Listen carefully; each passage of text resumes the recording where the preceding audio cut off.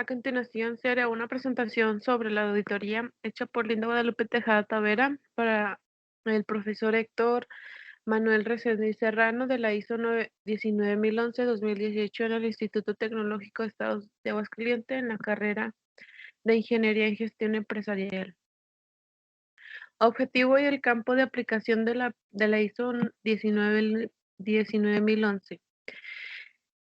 El documento da orientación del sistema de gestión. Esto abarca los principios de la auditoría, la gestión del programa de la auditoría y de cómo se lleva a cabo la realización de sistemas de gestión, así como la orientación sobre la evaluación sobre cómo se lleva a cabo la evaluación de la competencia de las personas que son partícipes en el proceso de la auditoría.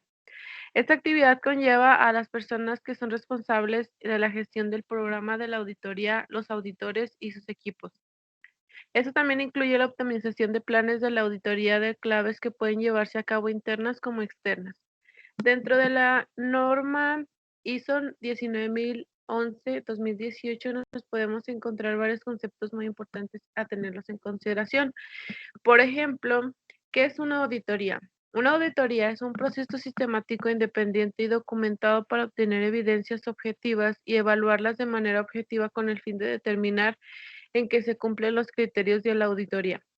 La auditoría interna, que se refiere a la realización de la misma persona, de la misma empresa, o sea, que la misma empresa va a evaluar sus propios procedimientos para normalizarlos, para prepararlos también para la auditoría externa. Esta tiene dos partes. La segunda parte, que es hecha por empresas que están interesadas por la organización, y la tercera parte, que está hecha por organismos auditores.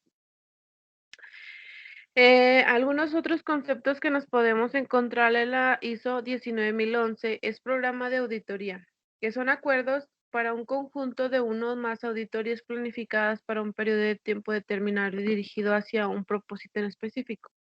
A esto nos referimos que un solo organismo auditado puede tener una o varias o un conjunto de auditorías que están en un periodo de tiempo similar, pero que van a un objetivo mismo, por ejemplo, sistemas de normas que se parecen en sus características.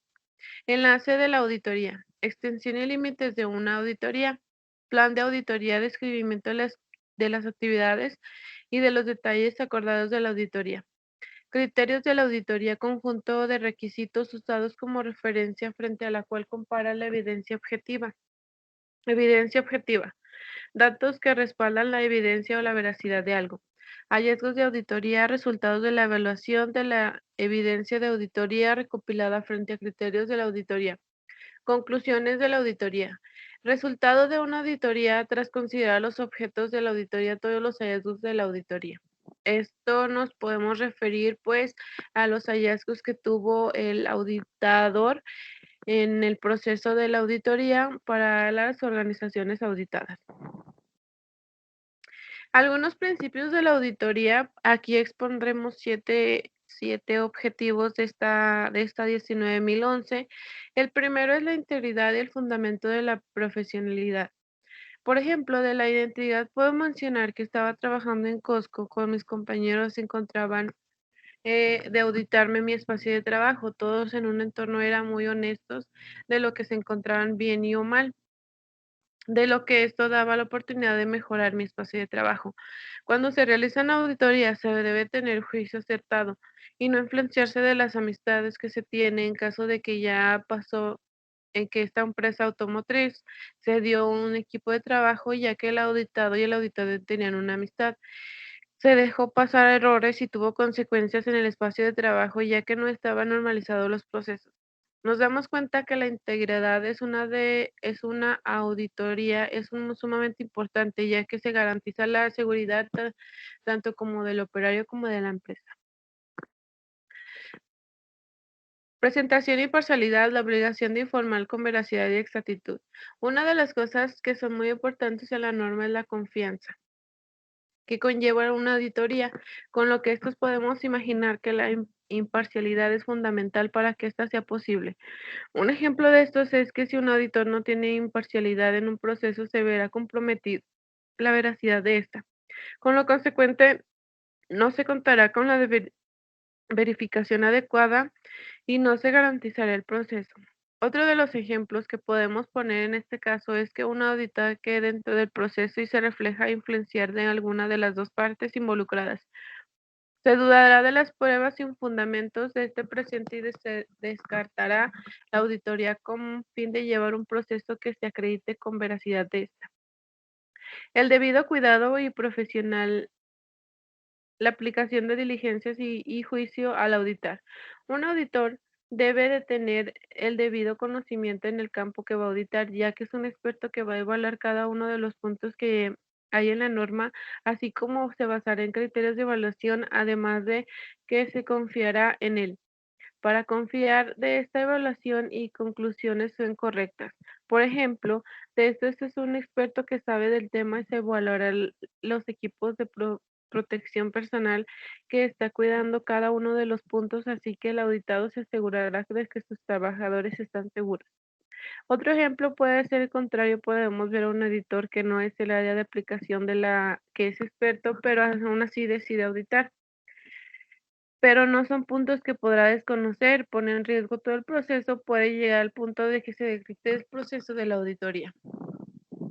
La confidencialidad, seguridad de la información. Los procesos de la auditoría necesitan la confidencialidad, ya que este es un proceso para prevenir una divulgación autorizada de la información. Un ejemplo de esto es cuando un auditado sabe información de la organización auditadora que necesita que sea en secretos por motivos de seguridad, entonces se necesitará que los integrantes del equipo mantengan la confidencialidad de los procesos y de la información. Si hablamos de la confidencialidad del proceso de la auditoría, nos podemos imaginar que la información que se maneja es muy importante, así como un ejemplo, digamos, que es uno de los integrantes que se ocupa un poco de la información, de las consecuencias para que las personas no estén autorizadas. Pueden hacer un mal uso de esta información sin comprometer la veracidad de la auditoría.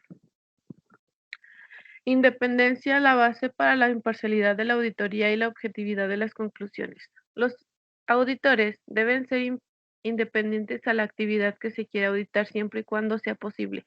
Esto no quiere decir que los auditores deben de ser ajenos a las instituciones para que no puedan ver conflictos de intereses, porque puede ser, por ejemplo, que si uno de los trabajadores va a pertenecer en el proceso, no debe de estar dentro de la empresa, ya que se puede malinterpretar la imparcialidad del proceso. Otro de los ejemplos no puede ver que si se utiliza la independencia, nos podemos asegurar de que el proceso se llevará a cabo de manera más objetiva, ya que el auditor no tendrá nada de los lazos con la institución auditadora. El enfoque basado en evidencias, el método racional para alcanzar conclusiones de la auditoría fiables y reproducibles en un proceso de auditoría sistemático. Estamos hablando de un proceso que lleva a cabo donde se basa las evidencias, donde el auditor se respalda en evidencias para asegurar que los hallazgos de la edición estén correctos y comprobables.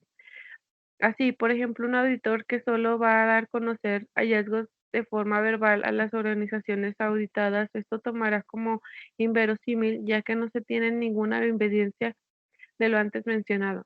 Otro de los ejemplos que podemos mencionar es que si un auditor da sus hallazgos en evidencia, se podrá respaldar en lo que se encontró. La organización auditada tendrá que hacer las mejoras necesarias para que los errores se corrigen para la normalización de procesos y o métodos. El enfoque basado en riesgos. Un enfoque de auditoría que considera los riesgos y oportunidades.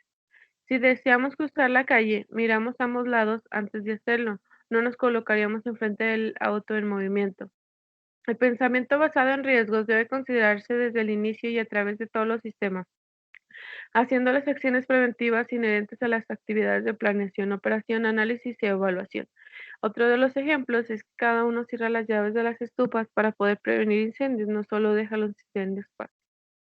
Eso sería todo.